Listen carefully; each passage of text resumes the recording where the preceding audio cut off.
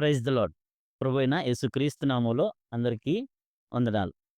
ఈరోజు క్రిస్మస్ సందేశాలుగా హేబేలు నుంచి నిజమైన క్రిస్మస్ ఏంటో చూద్దాం. ధ్యానం చేసుకుందాం. ఆదికాండం 4 అధ్యాయం 3 వచనం నుంచి. కొంతకాలమైన తర్వాత కయీను పొలము పంటలో కొంత యెహోవాకు అర్పణగా తెచ్చెను. హేబేలు కూడా తన మందలో తొలుచూలున పుట్టిన వాటిలో క్రొవ్విన వాటిని కొన్ని తెచ్చెను. యెహోవా హేబెలును అతని అర్పణను లక్ష్యపెట్టెను. కయీనును అతని అర్పణను ఆయన లక్ష్యపెట్టలేదు. కాబట్టి కయీనును మిక్కిలి కోపం వచ్చి అతడు తన ముఖము చిన్నబుచ్చుకొనగా, యెహోవా కయీనుతో, నీకు కోపమేలా?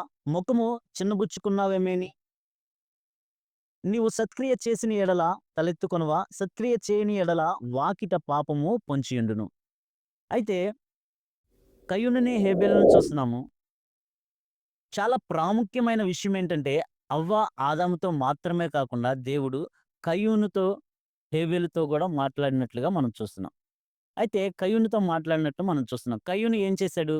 కయీనుని, అతని అర్పణని దేవుడు అంగీకరించలా. తన తమ్ముడైన హేబెలు బలిని, అర్పణను అంగీకరించాడు కాబట్టి కయీను చిన్న మొహం పెట్టుకొని వెళ్ళిపోయాడు. అందుకని ప్రభువారు ఏమంటున్నారంటే, సత్క్రియ చేసిన ఎడల నీవు తలెత్తుకుంటావు. సత్క్రియ చేయని ఎడల వాకిట పాపము పొంచియుండును అని చెప్పాను. మనం ఏదెను తోటలో ఆజ్ఞాతిక్రమం వల్ల పాపం వచ్చింది. మరి ఏదెను తోట బయట అర్పణగా కొన్ని బలులను తీసుకొచ్చారు. ఆ అర్పణలో మరి దేవుడు ఒకరిని అంగీకరించాడు, ఒకరిని అంగీకరించలా. ఈరోజు మనల్ని మనం చేసే అర్పణలు దేవుడు అంగీకరిస్తున్నాడా? అయితే దేవుడు అర్పణను చూడడు గాని, అర్పణ వెనక ఉన్న వ్యక్తి యొక్క హృదయాన్ని చూస్తారు. అటువంటి హృదయం మనం కలిగి ఉన్నామా? మరి హేబేలు బలినే ఎందుకు అంగీకరించాడు? హేబేలు యొక్క హృదయం దేవునికి ఇష్టానుసారంగా ఉంది. ఉదాహరణకి ఇద్దరు వ్యక్తులు ఉన్నారు. వారు ప్రార్థన చేశారు. ఎవరి ప్రార్థన వింటాడు దేవుడు? ఎవరి హృదయం అయితే దేవునికి ఇష్టానుసారంగా ఉంటదో వారి ప్రార్థన వింటారు. ఇద్దరు వ్యక్తులు కానుక తీసుకొచ్చారు. ఎవరి కానుక దేవుడు స్వీకరిస్తారు? ఏ వ్యక్తి హృదయము దేవునికి ఇష్టానుసారంగా, పరిశుద్ధంగా ఉందో ఆ వ్యక్తి యొక్క కానుకను అంగీకరిస్తాడు దేవుడు. మొదటిగా దేవుడు అర్పణ చూడడు గాని, వ్యక్తిని చూస్తాడు. కాబట్టి మనం ఏమిస్తున్నామన్నది కాదు గాని, మన హృదయము ఎలా ఉంది? మన హృదయం దేవునికి ఎలా అర్పిస్తున్నామన్నది ప్రభువారు చూస్తాడు. కాబట్టి హేబేలు బలిని అంగీకరించాడు దేవుడు. హేబేలును అతని బలిని అంగీకరించాడు. మొదటిగా మనం అంగీకారంగా ఉండాలి దేవునికి. తరువాత మనం ఇచ్చేది అంగీకారంగా ఉండాలి. అందుకనే ప్రభువారు, నేను బలిని కోరువాడను కాను. ఎందుకు బలిని కోరువాడు కాదంటే దేవుడు, మన హృదయాన్ని కోరుకునే దేవుడు.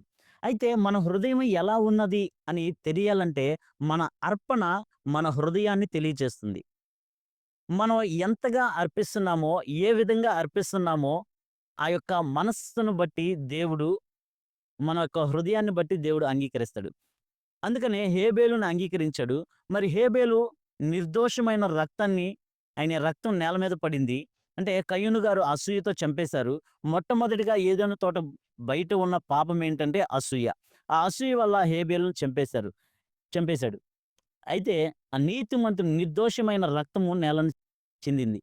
అలాగే యేసుక్రీస్తు ప్రభువారి యొక్క నిర్దోషమైన రక్తము నేల మీద చిందింది. అయితే హేబేలు యొక్క రక్తము ఒక మనిషి చంపింది. యేసుక్రీస్తు ప్రభువారి యొక్క రక్తము బలిగా తనకు తానే అర్పించుకున్నాడు.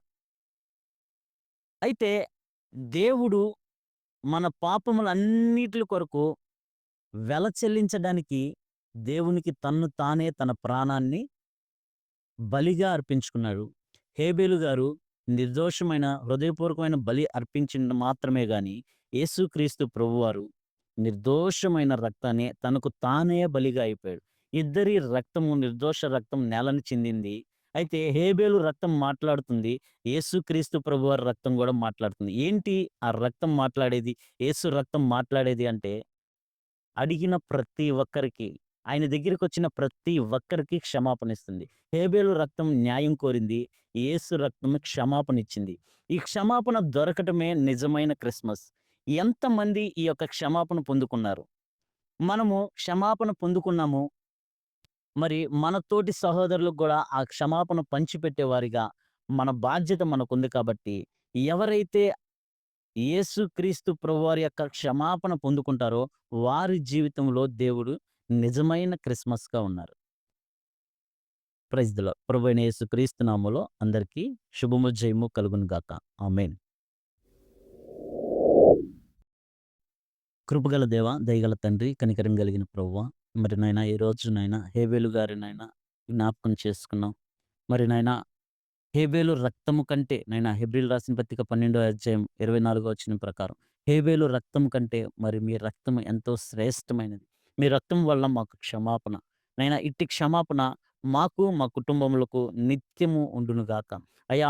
ఈ క్షమాపణ మాత్రమే కాకుండా ప్రభువా, మీ రక్తము ద్వారా నాయనా మాకు పరలోక రాజ్యాన్ని అనుగ్రహించారు. అది నిజమైన క్రిస్మస్‌గా నాయనా. ఈ క్రిస్మస్ ప్రతి ఒక్కరికి, ప్రతి ఒక్కరి కుటుంబంలో ఉండాలని నజరేయుడని యేసుక్రీస్తు నామములో అడిగి పొందుకొని ఉన్నాం మా పరమ పరమ తండ్రి. ఆమేన్.